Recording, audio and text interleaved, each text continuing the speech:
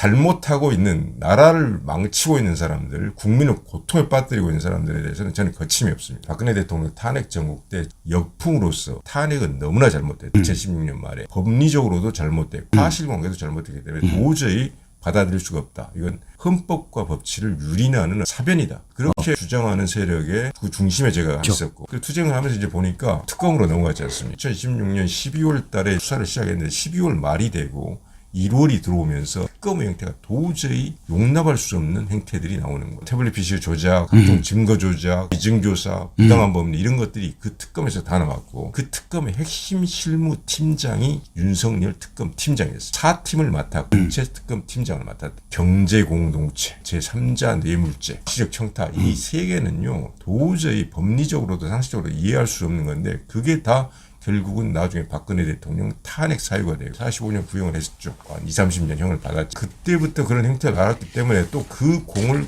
결국 박근혜 대통령이 국회 탄핵되고 헌재 탄핵되고 형사 구속까지 되는 상황에 빠졌는데 문재인 정부가 등장을 했지 않습니까? 이제 그 공을 갖고 갑자기 몇 단계를 건너뛰어서 벼락 출세를 하게 된 거죠. 3년 5개월 정도 중앙지검장과 그렇죠. 검찰총장. 그때 보수 학살했지 않습니까?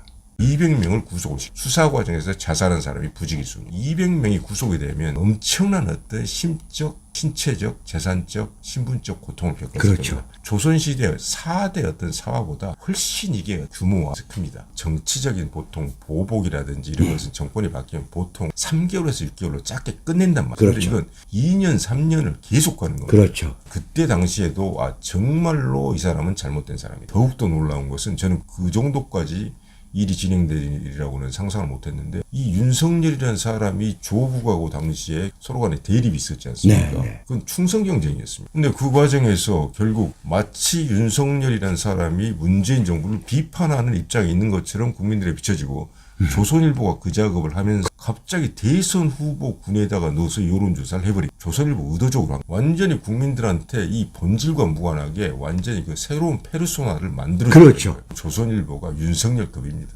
이제 그 과정에서 결국은 국민이 자기들이 세운 대통령을 부당한 법리와 거짓된 증거로 탄핵시킨 그 주범을 데려다가 후보로 세우는 것을 보고, 이제 보수 정치는 제가 망했다, 그런 판단을 내리고, 제가 어쩔 수 없이 보수에서 사람이 안 남아있으니까 20대 대선에서 대통령 예비후보를 등록을 한 거죠. 무소속으로. 원래 이 정치라는 게 순서하고 순리가 있지 않습니까? 네. 국회의원도 한번 하고 그 다음에 차근차근 밟아나 경험을 쌓으면서 대선 후보로도 나가고 해야 되는데, 하지만 제 명분상 그렇게 하지 않을 수가 없어요. 왜? 한 사람도 없으니까. 반대 목소리를 분명히 냈고, 대통령까지 당선된 마당에 딱 그 2주 만에 변희재 대표와 제가 퇴진 집회를 시작을 했던 것이죠. 최대 집